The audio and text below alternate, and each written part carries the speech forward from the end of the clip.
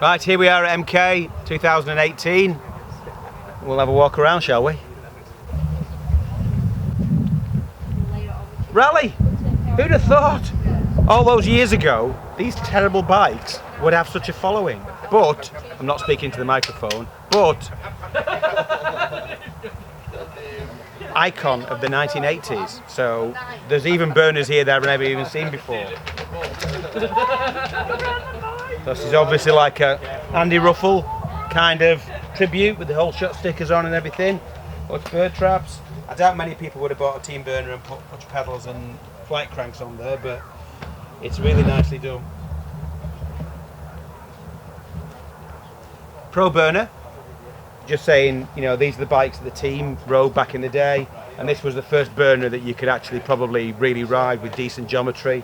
These were made in Japan. Aero tubing. Look at the seat tube as well. Really nice bike. And the rest of everything else are fairly standard, you know, whatever burners that they made millions of. A few weird and wonderful things over here, these freestyle rallies which I've never seen before. But more interesting, these things here. These were made in Ilkeston, hand built by Rally, predominantly for the team riders. They had frame numbers down here, so like John Lee and Andy Oldham had the names stamped in here, and these have got frame numbers on the bottom bracket. But just talking to gentlemen from here, they did make production versions of these as well, but they're all brazed, all made in Ilkeston, and awesome. But the team did switch over to the Aero frames not long as soon as those became available. So yeah, nice build this, you know, Philwood hubs and clutch pedals, DX seat posts, so really nicely done.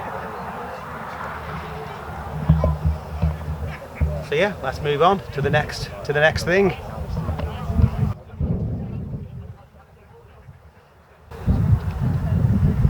Some British made stuff. This is DP.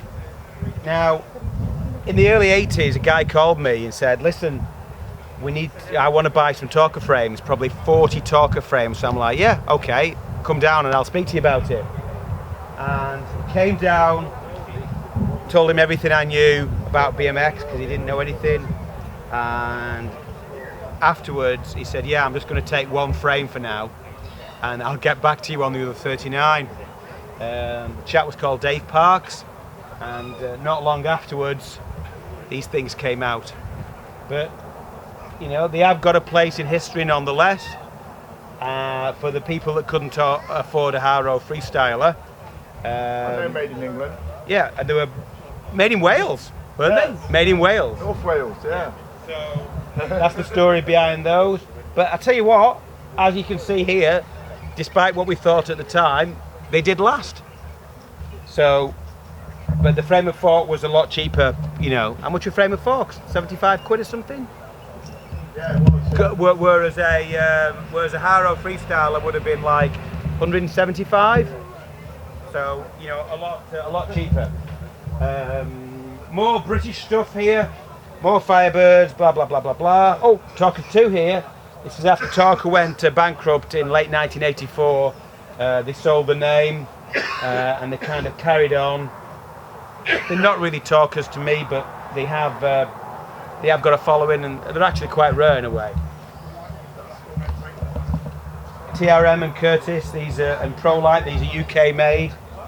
There's a Craig Campbell signature, pretty cool. I know Craig Campbell. Some nice lavender stuff on here. That's the thing. It's like they said. Well, this is Craig. Hey, this is Dinny. All right. He's going to take over from now. I'm going to have pizza. Okay. Right. So Craig was telling me that he didn't actually have anything to do with the design of the bike, and that they just slapped his name on it, his signature, and that was it. When it came, we were actually talking about doing a repop of it. Well, it's a Peter Noble project, wasn't it? Yep.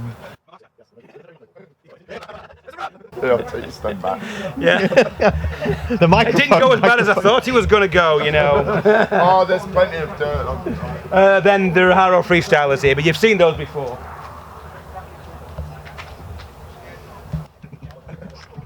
So, sorry, Harrow. How good are these? Vector, twin down tube. Could never chrome them very well. We had one in the shop back in the day, and the chrome was terrible. But yeah, those are pretty rare and unique, and I like them.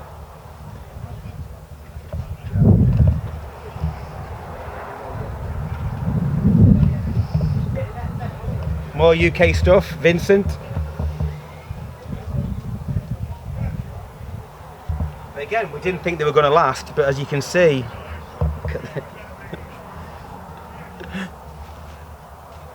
that's ace. That is so ace. Yes. Yes. This is more my thing. JMC, Jim Melton, made in Azusa, California, where the track was. I raced there many times, and how beautiful are these?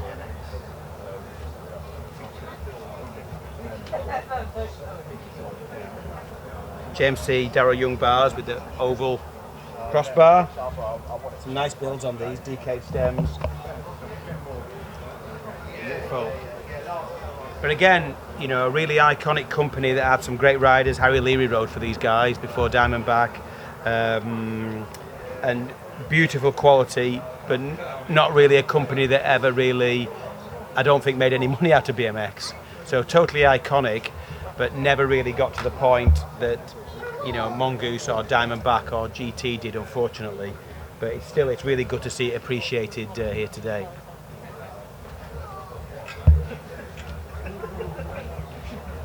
Bloody VDC. So when I went there in February '81, Chuck Robinson took us to meet Boris Dixon, because Boris was making the frames at the time. And I know this has been said many times before. You know, Boris did sort of knock stuff out, and we did have quite a large problem with quality control on the Robinson frames. All the head tubes split. Boris didn't want anything to do with it, so he fell out with Chuck about that. But yeah, I think there are a few interviews with Boris online. He made this stuff, but it didn't really mean, I don't think it meant that much. But it's funny that they came out, you know, with the Changas and all the pierced tubing, which was incredible, and that it's so well revered nowadays. And I wouldn't have expected that back then, but yeah, and super valuable today also. I know I'm still talking to the stem, and you're not even filming me. Let's keep it authentic. So yeah, but listen. Bike of the event, look at this. I was just so drawn to it. And it's won Survivor and Rust, which I'd be very disappointed if it didn't.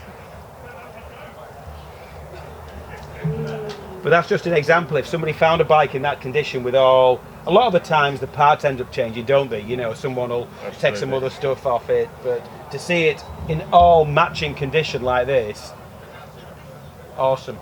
So, and if you look at art or cars, a bike in this condition can be worth more than a bike in this condition, just because of the patina and, you know, maybe the provenance and everything else. But yeah, amazing. The tyre's been changed. Luke, it's Luke. Sorry. The tyres. Putting you on the spot there a bit. Kind of, yeah. But yeah, they look great though. Yeah, awesome. But that's just an example to somebody. And I've seen stuff in way better condition than that people have gone, oh, I've got to make it mint and powder coated, and I'm like, no. But yeah, that's fantastic. And that would have been an expensive bike back in the day, wouldn't it? Even more so now. Yeah. Awesome. Well done.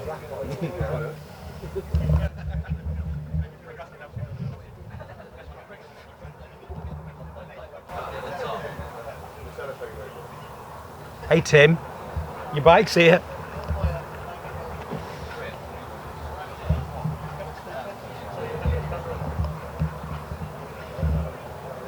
So yeah, it's is it a Badlander?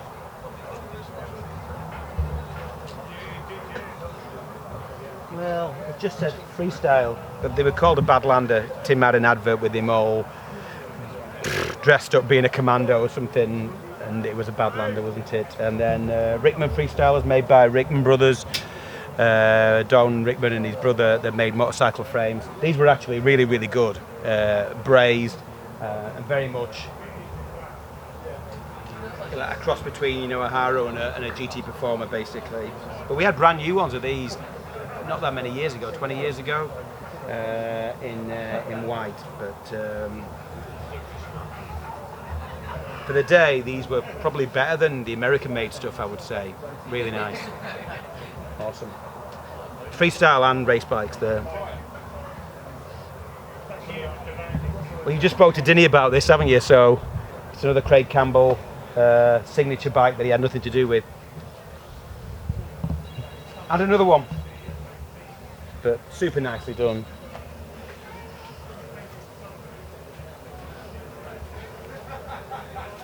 Well, here we are in the Tim March zone with Tim March missing.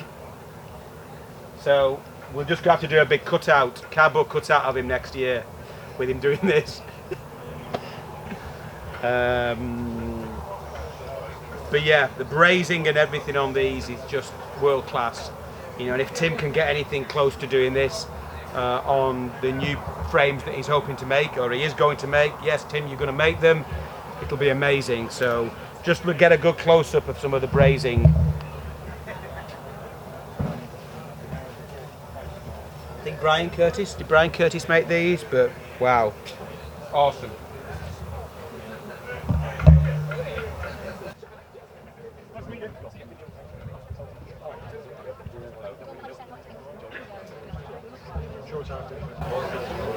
Well, I was just speaking to Tom Lynch. This is Tom's bike. I think it's probably about 1986. He was just here a minute ago. We could have spoke to him about it. Reproduced the stickers. This is basically after we did Robinson, the year after. So he's replicated it. You know, he's got all the uniform. Tom's jersey and pants. Have a look at the back of that.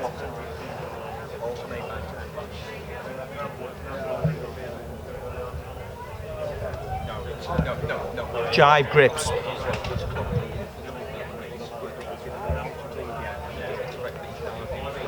So I think this. I'm not even sure if this is even put into in any kind of order, but we'll go down here anyway.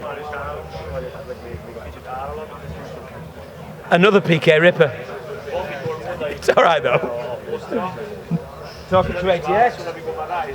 The Z rims on. We imported these. The earlier ones had a round gusset and they used to crack across here, that's why they put that keyhole gusset in there.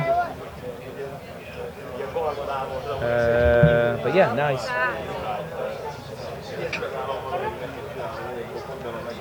Butcher Pro Racer, with a Mirage number plate on it. Mark II, where are those? Made from Lexington in Hindley.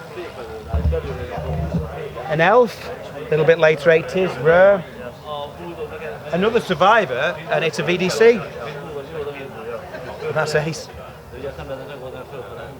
Another PK Ripper. The Profile. You'll have seen these because Profile have been doing some anniversary stuff, haven't they? And taking a few things out of their archive and telling you how some bikes were made. But a lot of these later, and this happened a lot, you know, people would cut this extra tube out. So a friend of mine, Dave Owens, He's got his original one back, and that tube's been cut out, but he's bought another one. But you could always get it. You could always get it re-welded back in. Loop tail rear end. Cool bike. Robinson. This is from the UK. This would have come from us. So we started out as the Robinson importer in 1981. That's where it all began from us. Bike's really nicely done. The other later one, this is like an 86. Tange. Always Pro Class. We're going to be doing one of these soon, black chrome.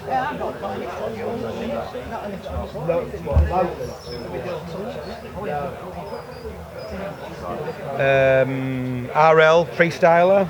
I think these are 87.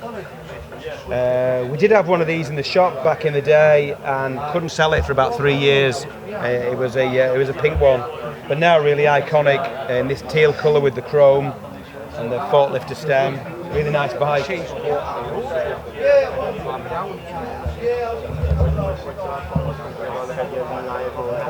Rickman, we've seen before. HP. What's the opinion on that? I don't know what it is. What is it? How can you tell me? What's that?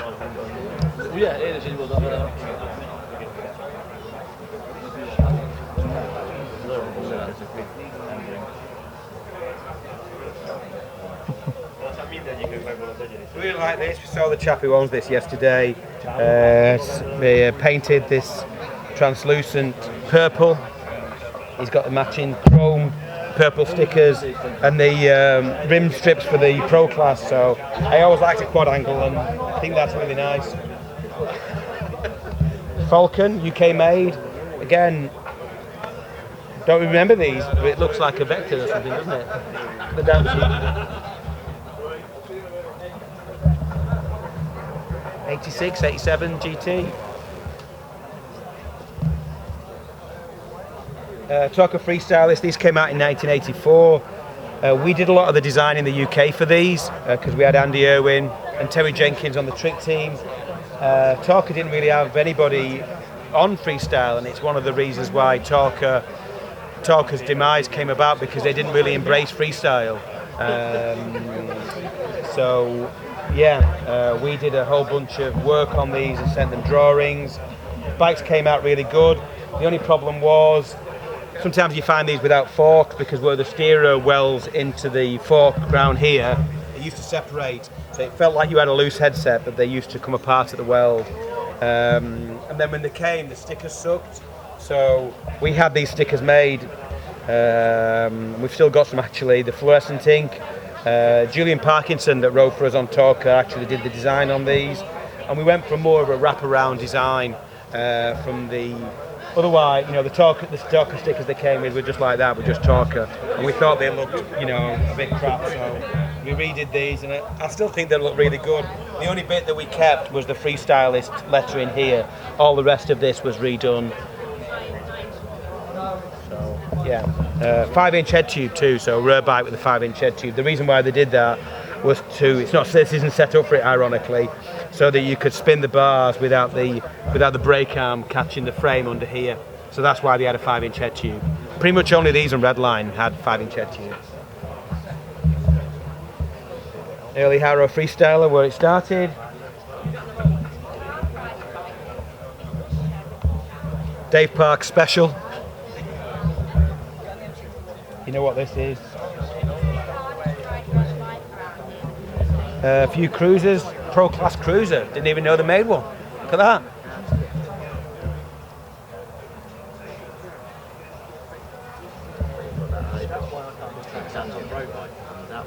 More cruisers.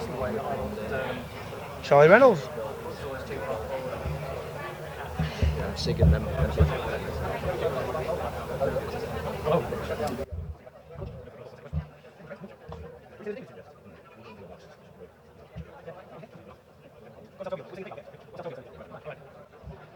There might have been more 70s bikes here earlier. Was there more 70s bikes here earlier? Oh yeah, they're all down there as well, yeah. So, you know, BMX really didn't start in the UK and probably until 1980 or 81. So to see this stuff over here, it's all really rare and probably imported. Yeah, but these are ace.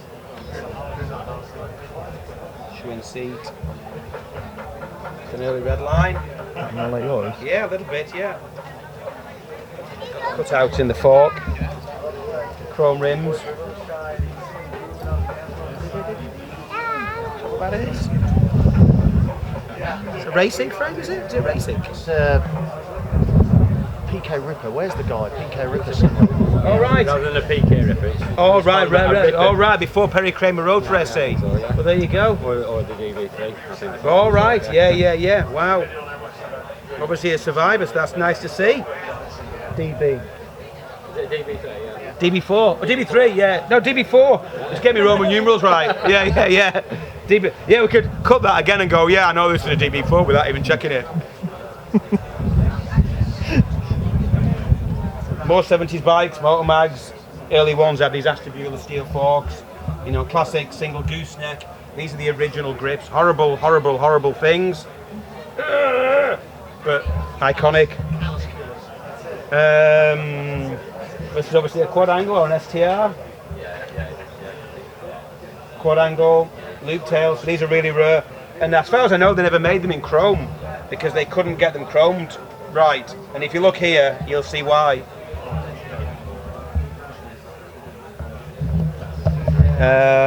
Another Robinson. This is a pro, so this will be like 83, I guess. Yeah. The pro and the expert were the same, and just if anyone's confused, in the early 80s, expert frames were basically like a standard length, not like an expert race frame today that use 1 3/8 wheels. The expert and the pro, the only difference was 3/4 of an inch in the top tube. So I raced an expert and then tried a pro, but it felt too long. I don't know how long they were, 18 inch or 18 and a half, really short frames. But that's what it was, wasn't it? So yeah. So another quad angle. So I've got the warranty card attached. GHP.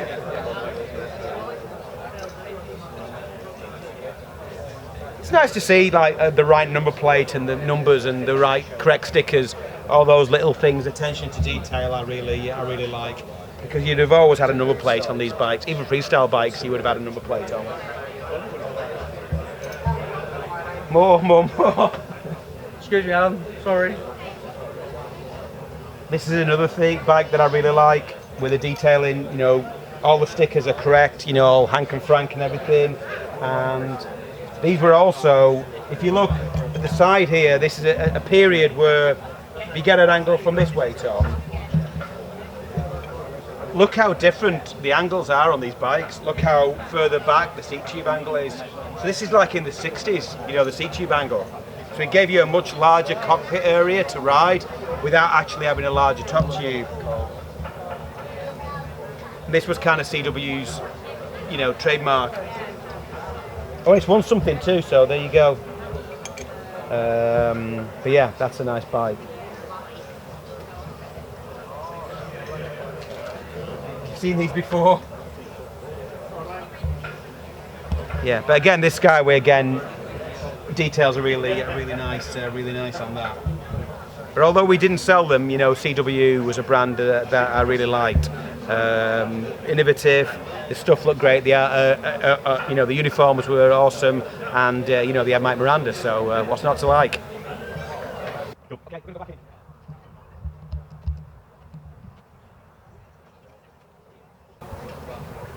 Well, this is Dave from RadBMX. I guess he's changed it all today. Yesterday we missed it. If you weren't here yesterday, you missed it now. Dave had all his uniforms out on the wall there and it looked amazing. But today, he's got his Vans out. How you doing, Dave? Let's say hello. Right. Dave. He's even got some bikes. What are you doing with bikes? But yeah, you'll just have to imagine it. A wall of race kit there. We'll, I might have had a picture. You'll be able to Photoshop it in or something. Awesome, thanks, Dave. Now, this is a growing aspect of the deal. Yeah, you know, the mid-school. So every year they get more and more of these.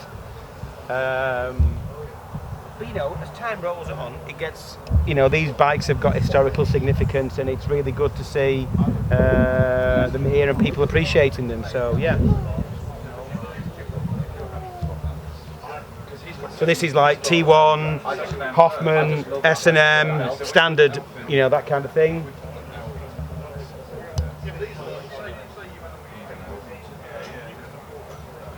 FBM even, who would have thought, you know, people would have, you know, FBM would be classed as a, you know, something of historic significance, but here they are. Pitching Camaro. This is FBM's race frame.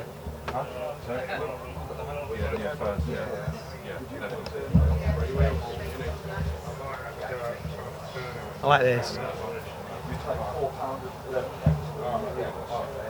This is typical how somebody would have a bike in like the early 90s. Bolt-on GT bash guard, covered in stickers front to back. I don't give a shit. Awesome.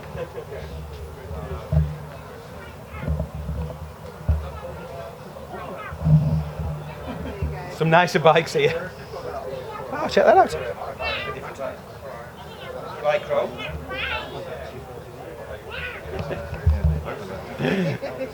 Well, listen, something for everybody in there. For sure, for sure. Sorry. Wow. Team Bashguard Master, look at that. It's got the original Fusion alloy cranks on, which are just going to get reissued. They're nice. Graphics are awesome.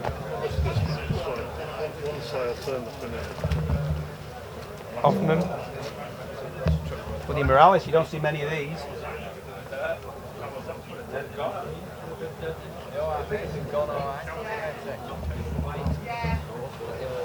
This is Jonathan Earn. Hey John. I don't know. You're on BMX TV. Yeah. That's a cool microphone. Yeah. Well, you appreciate it. Are these yours? Yeah. Are you selling them? Yeah. You're selling them? I've still got those Comp 8s. Fueler. I think there might have been more. Well, there must have been more because there's a gap there. But yeah, that's good to see. Where's the new? Is that a new school? Where's the new school display? They've got a new school display, haven't they? Yeah, they've got a new school display. I wake up in the morning, man, with bacon egg. But even just bikes hanging, look at that. How nice that is, Motor Mag.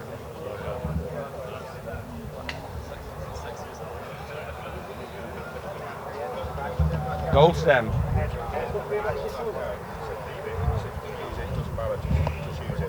It's winding down a bit now, so some people are going. So we'll have another quick look around and see if we can find any highlights for you. And there's pizza coming. Right, I'm going off for a pedal. I'm going to leave these guys to it, and I'll see you in a bit. Thank you very much.